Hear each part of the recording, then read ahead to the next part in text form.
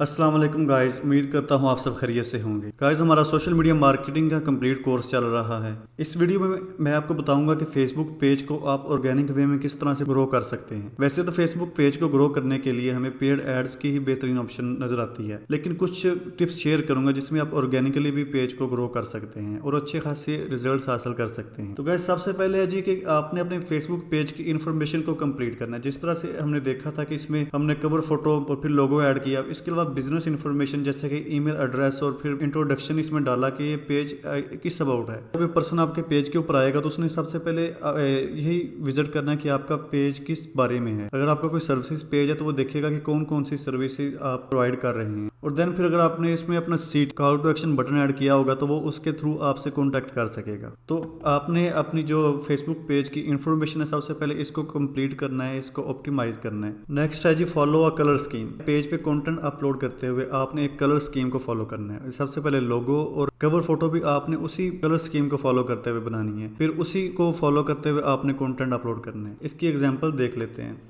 आप इसमें अपने कंपेटिटर के पेज को फाइंड करके उनसे इंस्पिरेशन ले सकते हैं। मैं ये नहीं कहता कि आपने उनको फॉलो करना है, आपने सिर्फ इंस्पिरेशन लेनी है। आपने सबसे पहले इनिशियल स्टेज पे ही अपने कंपेटिटर फाइंड कर लें और देखें कि वो किस तरह से कंटेंट अपलोड कर रहे हैं। तो कंपेटिटर किस तरह से फाइंड करना है, उसके लिए आपने सर्च बार पे आना है। इधर आप आपकी जो भी निश है उसको सर्च कर लेना। जैसे कि हमारी निश थी सोशल मीडिया मार्केटिंग एजेंसी।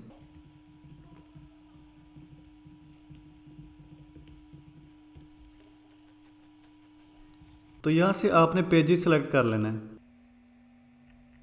ये एक पेज मैंने ओपन कर लिया है। तो आप देखेंगे कि लोगो और फिर कवर फोटो में उन्होंने एक ही कलर स्कीम को फॉलो किया हुआ है और उसके बाद कंटेंट में भी। तो गाइस, कंटेंट की डिफरेंट टाइप्स हो सकती हैं। ये इमेजेस की फॉर्म में हो सकता है, वीडियोस की, या फिर सिंगल टेक्स्ट की फॉर्म में हो सकता है, लेकिन उन्होंने एक ही कलर स्कीम को फॉलो किया। जैसे कि ये रेड और डार्क ब्लू कलर है तो इन्होंने अपने कंटेंट में यही इसी कलर स्कीम को फॉलो किया है। तो यहाँ से आपने इंस्पिरेशन लेनी है। इसके अलावा कुछ दूसरे पेजेस भी देख लेते हैं।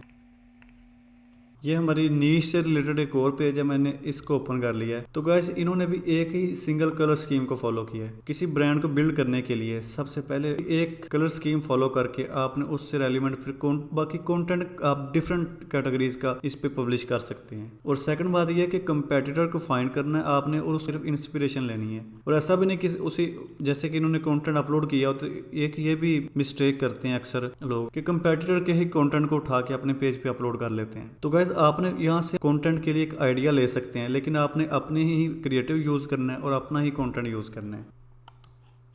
आपने रेगुलर पोस्ट करनी है, आपने कोई पीक और डिफाइन कर लेने। जैसे कि हमने फेसबुक पेज की इनसाइड से चेक किया था कि आप अपने ऑडियंस किस तरह से डिफाइन कर सकते हैं कि किस टाइम ऑनलाइन होती है। तो ऐसा नहीं है कि एक आधी पोस्ट करके आपने जाके इनसाइड्स देखनी शुरू कर ले। पहले आपने अच्छा खासा कंटेंट अपलोड कर लेना है, तो फिर आपने जाके देखना है कि मेरी ऑडियंस किस वक्त ऑनलाइन है। उस टाइम आपने डेली की एक पोस्ट करनी है, आपने ज्यादा भी नहीं करनी, क्योंकि ज्यादा पोस्ट भी यूजर के लिए अच्छा एक्सपीरियंस नहीं होता। आपने एक टाइम सेट कर लेना है और उसी टाइम पर डेली एक पोस्ट करनी है। और इसके अलावा आप वीडियोस या किसी दूसरी फॉर्म में भी कंटेंट अपलोड कर सकते हैं। फिर आप स्टोरीज भी लगा सकते हैं। और मैं ये रिकमेंड करूंगा कि स्टोरीज आपने लाजमी लगानी है। एक स्टोरी और एक पोस्ट डेली पेज पे करें। Publish relevant content.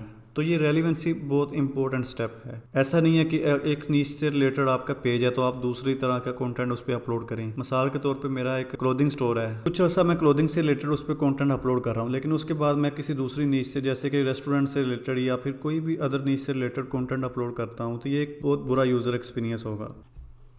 तो गाइज, इसके अलावा फेसबुक स्टोरीज एक बेहतरीन ऑप्शन है। और कभी कभी ऐसा भी है कि पोस्ट से ज़्यादा आपको स्टोरी से इंगेजमेंट मिल जाती है। स्टोरी के लिए टेम्पलेट क्या ये किस तरह से बनानी है। जैसे हमने फेसबुक पोस्ट क्रिएट की थी कैनवा से, स्टोरी के लिए भी आप कैनवा का ही यूज़ कर सकते हैं। Next is in opt for Facebook group opportunity. Next option is very important guys. Facebook page को ग्रो करने के लिए आप ग्रुप्स का किस तरह से यूज़ कर सकते हैं। जिस तरह हमने पेज क्रिएट किया था इसी तरह ग्रुप क्रिएट कर सकते हैं। और फिर ग्रुप में अगर आप पेज पे कोई कंटेंट अपलोड करते हैं उसको अपने ग्रुप में भी पब्लिश कर सकते हैं। और इसके अलावा आप ज्यादा ग्रुप्स भी क्रिएट कर सकते हैं। तो ग्रुप बना के आप अपनी नीश से रिलेटेड लोगों को उसमें ऐड कर सकते हैं। तो गाइज, आप ग्रुप्स बना के ज्यादा से ज्यादा लोगों को इनवाइट करके, बल्कि ग्रुप्स को लोग खुद ही ज्वाइन कर लेते हैं। तो उसमें आप जो भी आपकी नीश है उससे रिलेटेड टिप्स एंड शेयर करते रहें। और फिर जो पोस्ट आप पेज पे पब्लिश करेंगे उसका लिंक आप ग्रुप में भी शेयर कर सकते हैं। और इसके अलावा एक दूसरी मिसाल ये है कि आप अपनी नीश से रिलेटेड ग्रुप्स को सर्च करके, जैसे कि हमारी नीश थी सोशल मीडिया मार्केटिंग एजेंसी, तो इससे रिलेटेड ग्रुप्स को मैंने किस तरह से ज्वाइन करना है।